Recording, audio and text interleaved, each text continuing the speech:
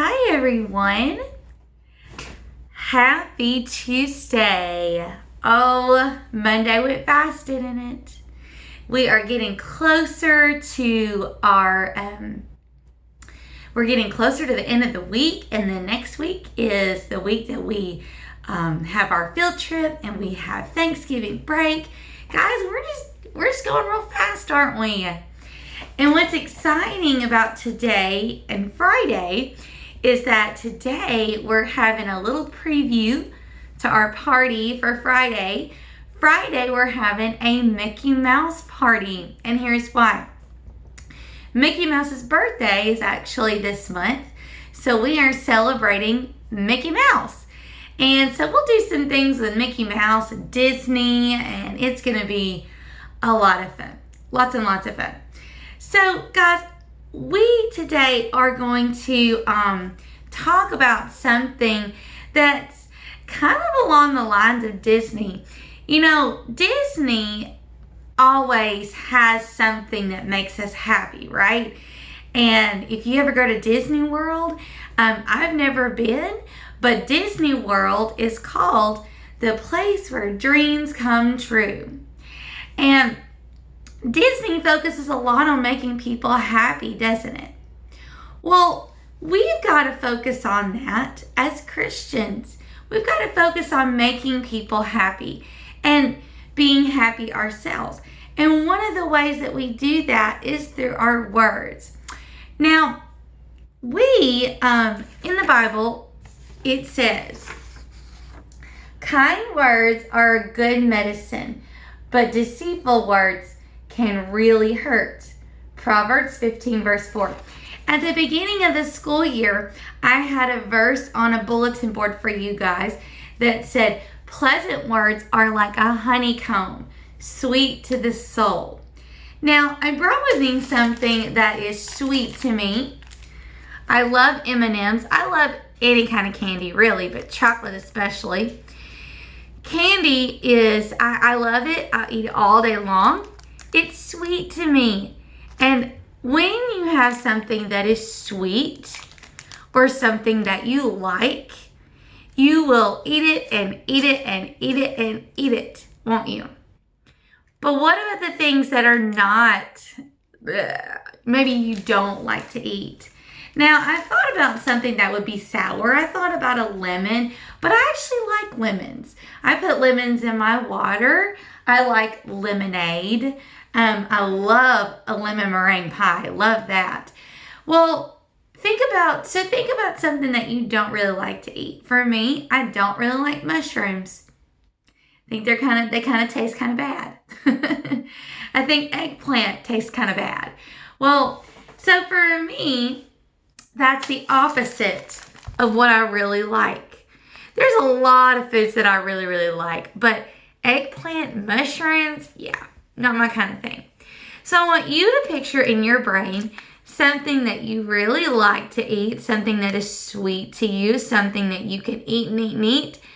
And then think of something that you don't like to eat. Something that you would say, you know, when you don't like to eat something, how much of it do you eat? Well, for me, I don't eat mushrooms. Maybe there's something that you don't like to eat that your parents want you to eat right now, or your grandmother or your aunt, whoever you're living with, and maybe they want you to eat those things, and so you kind of have to. But for me, I don't have to eat any kind of things. I make my own food. I choose what I want. And so I don't eat mushrooms. I don't eat eggplant. Don't eat them. But for you, you may have to eat something that you don't like because you're required to. But think about that, something that you don't like to eat. You don't eat much of it, or you don't eat it at all.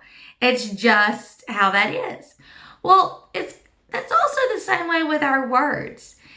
When we have pleasant words, like the Bible says, people want to hear more from us. They want to be around us more. But when we don't use pleasant words, they don't want to be around us. Have you noticed that? Have you ever noticed if you said something unkind to someone, they didn't really want to hang out with you anymore? That's because in our hearts, pleasant words are like sweet things. We want more and more and more of them. And then unkind words, unpleasant words are like those foods that we don't want to eat. After we've had a taste of it, we're like, nope, no more. Well, think about it like this too. I brought with me a heart today, okay? Think about your heart, okay? And then think about other people's hearts. This is what this is going to represent. Now, I'm going to say some unkind words, okay? And watch what it kind of does to the heart. And even though this is just an illustration, this really happens, guys. This really happens, so we have to keep this in mind. Okay, so if I say, I don't like you. If I say, you're mean. Your hair's ugly.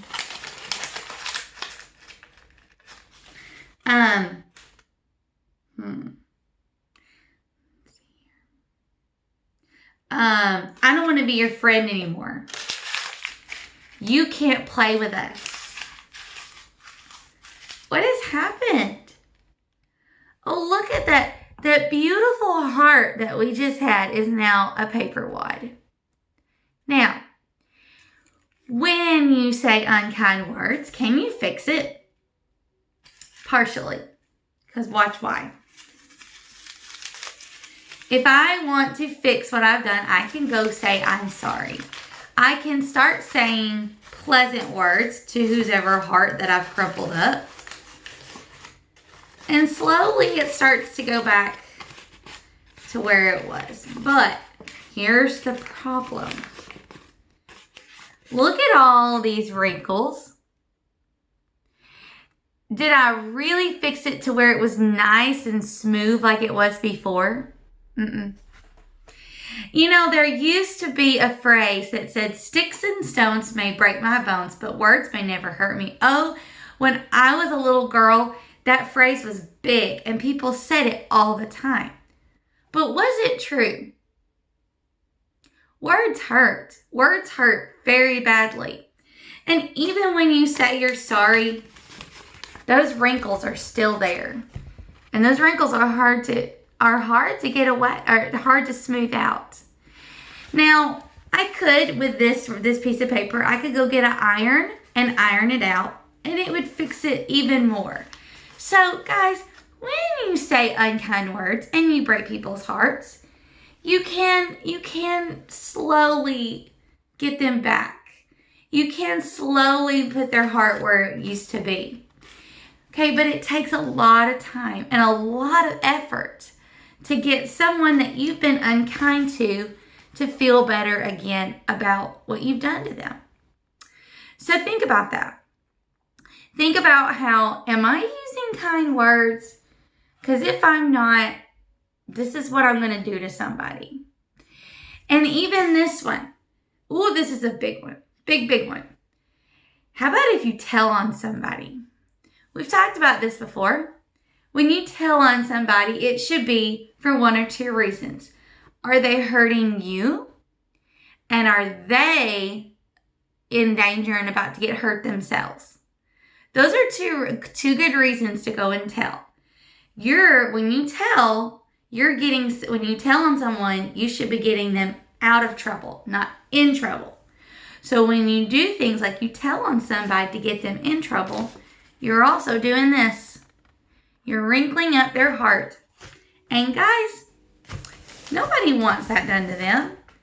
And so when you do things like this to them, somebody can really have a hard time with wanting to be your friend. And I understand that. So we need to make sure that our words are kind, because we want to keep everybody's hearts nice and smooth. And we want everybody to be happy, and we want to be happy. Oh.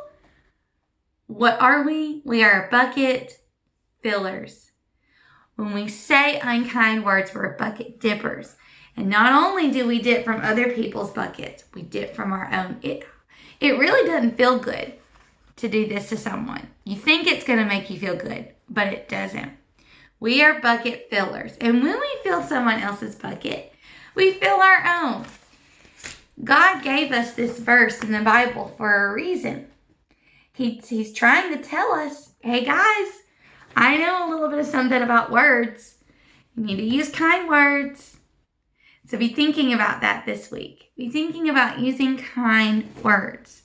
And when we use kind words, and we give the image of Christ for others to see. We talked about that last week, didn't we? About being the image of Christ, showing God to other people through what we do. This is one way to do that. Use kind words and you'll be showing Christ to other people. All right, guys. Keep that in mind. It's going to be an awesome day. What I want us to do now is to switch gears and do our memory verse. Oh, group 2 was fantastic at this yesterday. I wasn't able to walk the halls. Today, I won't be able to walk the halls either. But I want you to be saying this with your teacher in your classroom. Group 2 was amazing with it. I want to hear all the other classes doing the exact same thing. Okay, here we go. Don't let anyone look down on you because you are young. Set an example for the believers in what you say, in what you say and in how you live. 1 Timothy 4, verse 12. Okay, let's do it one more time. 1, 2, 3. Don't let anyone look down on you because you are young. Set an example for the believers in what you say and in how you live. 1 Timothy 4, verse 12. All right, guys, lovely job. Now, let's go ahead and do our rules. What I'm going to do here is I'm just going to hold them up for you. Okay, and we're just going to go down the line. We'll have time. We have time to do this today. All right, number 1. Listen and follow directions the first time. Number 2. Raise your hand and don't blurt out. 3. Respect others with your words and don't use foul language. Oh, that's just what we talked about, isn't it? Number 4.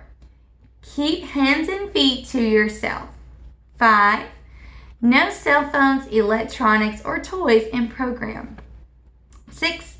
Respect the property. 7. No illegal drugs and no weapons. 8. Remain seated facing the front and quiet on all buses and vans. Number 6. No kicking balls in the gym unless it's a dodgeball. 10. Stay out of the ice machine. 11. Hang up all backpacks and coats. 12. Remain seated while eating snack. 13. Delayed obedience is disobedience. And the last one, the one that we added, number 14, keep your shoes on your feet at all times. All right, guys, lovely job. Now, I'm going to teach you a new song today. We're going to move on from the Joy of the Lord. This is a song that I actually taught last year at Just Lead, and so I'm kind of bringing it back. So a lot of you should know this song. If you don't know it, it's okay. All right, so we're going to do a song called What a Mighty God We Serve. So in this song, you can actually clap, okay? So we're actually just going to go through this because it's not a very long song. So you're going to clap for a long time and you're going to say, what a mighty God we serve. What a mighty God we serve. Okay, so you say that twice. Then you say, angels bow before him. Do this for angels bow before him. Heaven and earth adore him. What a mighty God we serve. Okay, so you do what a mighty God we serve twice, and then you do angels bow before him. Heaven and earth adore him. What a mighty God we serve. All right, guys. All right, let's see if we can do it. So I know you're not going to know the tune, but you can follow along. It's really an easy song, and we'll catch on real fast, okay? Here it goes. What a mighty God we serve. What a mighty God we serve. Angels bow before him. Heaven and earth adore him. What a mighty God we serve. And the cool thing about this is that you can change it up. You do the same thing, but you talk about the different characteristics of God. You can do what a loving God we serve, what a gentle God we serve, what a giving God we serve. You can do all of that. Well, let's go back and do it one more time, and then, yep, they will be yours. Okay, here we go. What a mighty God we serve. What a mighty God we serve. Angels bow before him. Heaven and earth adore him. What a mighty God we serve. All right, guys, I'm going to stop there. All right, guys, have a great day. Remember that I love you, we love you, and God loves you. Do your thankfulness activity. Have a great day at Just Sleep.